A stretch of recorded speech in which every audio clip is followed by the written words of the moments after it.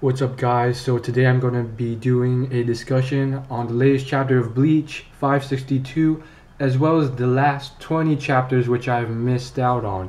Yes, that's right. I'm pretty much been behind on Bleach, as you guys know. And so this is going to be a discussion on not just the latest chapter, but the last 20. Because the last chapter was simply just a small segment of Renji fighting this guy. So let's just get into it.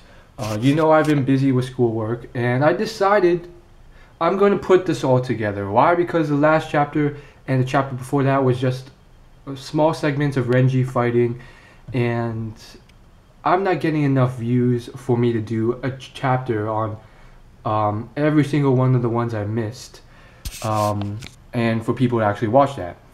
So let's just start with Renji and Rukia.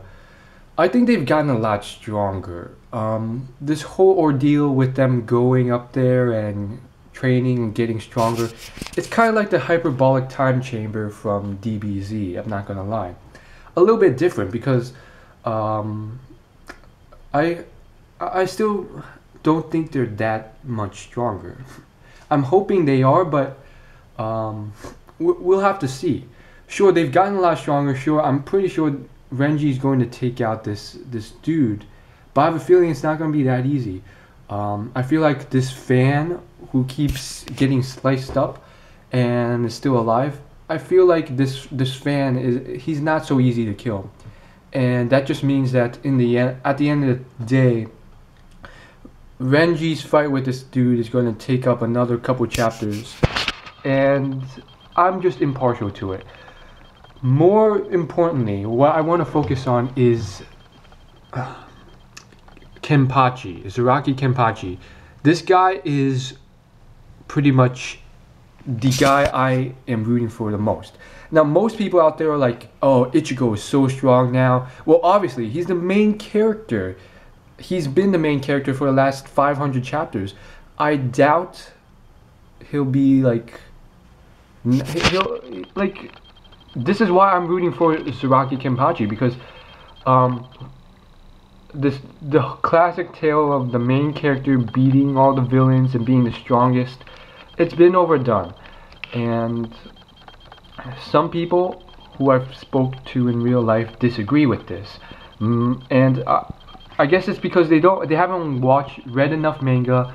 They haven't read enough fiction books where this whole idea has been overdone too much. Don't get me wrong, I like the whole idea with Ichigo constantly saving the day and stuff, but I really like this Zaraki Kenpachi thing because he's the only one who has the potential of being up to par with Ichigo, in my opinion. Like, if we look at straight up power levels, we got okay, so technically the strongest so far was, well, yeah, technically Ichigo was beaten by that dude with the glasses. I forgot his name. Who later took off his glasses. I forgot his name. It was such a long time ago. Don't get me wrong. But Ichigo is like, he's probably the strongest in this manga up until this arc happened. One of the strongest. And then when this arc happened, you got those 4 dudes up in the heavens who all could potentially be just as strong, if not stronger, than Ichigo. Now, after the trading, we don't know. Maybe now Ichigo's stronger, but I have a feeling they're pretty strong. I feel like each of them, it was mentioned that each of them is stronger than the Gotai 13 combined.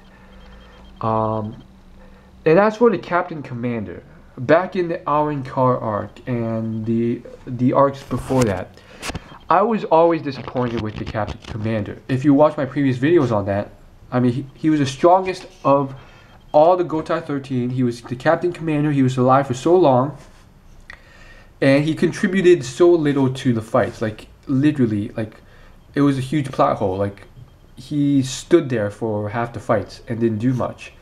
Like, most of the chapters I was reading, I was like, what is the Captain Commander doing at this time? And he wasn't doing anything. He was just, the author had forgotten about him, and it was a big plot hole. And then when he finally fought multiple times, he showed a little bit of strength, but ultimately he was defeated completely by Yuhabak. So here's the deal. I really do think Zaraki Kenpachi, like, this is how it works. He's been the same power level since he was a child. And you know how the time spans of people are different in Soul Society. So this guy's been alive for hundreds of years, and he's been the same power level as he was as a child, simply because he was subconsciously limiting himself because he couldn't find anyone stronger than him. That's insane. And so his potential is unlimited, and he's come to a point where he's inhibited himself tremendously, from nullifying his own Zenpakuto to putting an eye patch on himself and putting bells on himself to make it easier to find someone worthy of him battling. It's kind of sad though, and that's why he's been weaker ever since the start of this manga. He's been apparently the same power level throughout, and he has no Bankai. So I really think his potential is tremendous. I really do think he had, like, I think he could eventually get Bankai, and once he does, like, he could literally be stronger than Ichigo. Like, I really want that to happen. There's a couple manga, I'm not going to spoil which ones, that this has happened before, but for the most part, it's always the main character, Ichigo, who saves the day and stuff, and I'm sick of it. And some people out there might disagree with me. I know someone in real life who disagrees, but I don't think he's read enough manga. I mean, he just wants the hero to save the day because he hasn't read enough manga, he hasn't read enough stories for it to be overdone. But it's been overdone so much. Yuhabak is obviously one of the strongest. I feel like everyone else can go away, because the strongest in this universe result in Yuhabak, Ichigo, the Spirit King, assuming he's actually an entity who can fight. The 4 people who guard the Spirit King,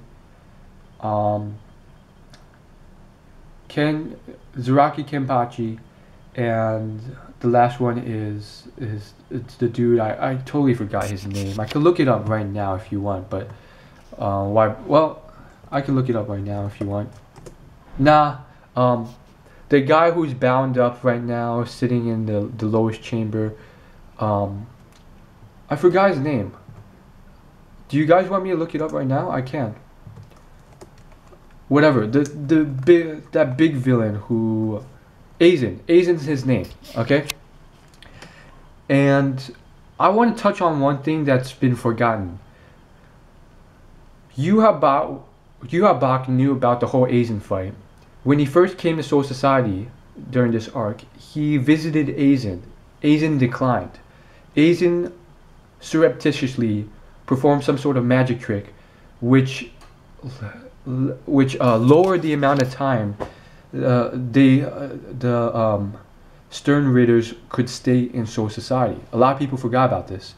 Why would Aizen do such a thing? I feel like Aizen has something. Maybe it's just simply the fact that Aizen, he doesn't want to side with Yuhabak. I find that very, very disconcerting, because Aizen is a slippery backstabber.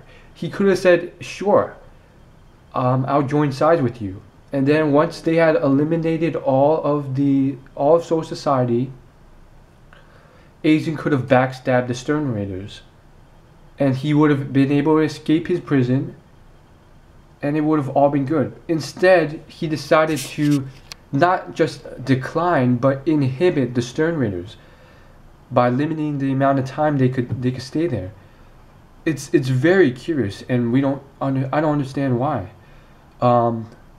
Because we know Aizen's overall goal was to sort of become the ultimate amalgamation of Hollow and what's the word? Hollow and Shinigami. and he almost accomplished it. In fact, in certain ways he did accomplish it. He became more of a monster than a human being, but he pretty much almost accomplished it, and the form he got to was stronger than Ichigo's. Ichigo also, like, remember in that fight, Ichigo got to a point where he was also a sort of half hollow, half Shinigami form, and they both fought. And in order for Ichigo to attempt to defeat Aizen, he used his like final Tetsuga form slash thing, which pretty much, when you use it, like, you have to give up all your powers. He used it, he lost. Aizen survived that blast. And then what finally finished him off wasn't Ichigo. Like, Ichigo weakened him, but what finally finished him off was it was the combination of Ichigo and the other dude with the hat. I forgot his name. You know who I'm talking to. The weird dude with the hat who quite recently found the way to steal back the Batkai. Which is another point I have to get to. Sorry, my nose is a little stuffy. So the Bankai. Wait, before that. So I really do think that Aizen was eventually silenced, but I feel like 1v1 without anyone's help, Aizen was the strongest. And then Ichigo was right behind him. But that was the power levels back then. Now with this new arc, with this new Stern Raiders arc, it's very clear that Juha Bach and potentially a couple of his subordinates they're all stronger. They're stronger than Ichigo and Aizen at this state. That's what I feel, potentially. And it always confused me why, if the Captain Commander is so strong, why didn't he really fight Aizen? It really confused me. I feel like he's just weak as crap. He always was. What a disappointment. In fact, I feel like a lot of the captains at this stage, as of the latest chapter, they were stronger than the Captain Commander. I mean, remember that fire Stern Reader? He said that his fire was able to nullify the Captain Commanders. So that's saying something huge. Anyhow, so therein lies the power levels of these guys. Captain Commander, not so strong, but we got the Ichigo, Aizen, and then the 4 people guarding the Spirit King himself, Zaraki Kenpachi, that's the guy I'm always rooting for, and Juha Bach and some of his subordinates. The rest can all leave, I don't care. I'm really rooting for Zaraki Kenpachi. Every chapter I'm waiting for his return. He hasn't been seen in the last 30-40 chapters.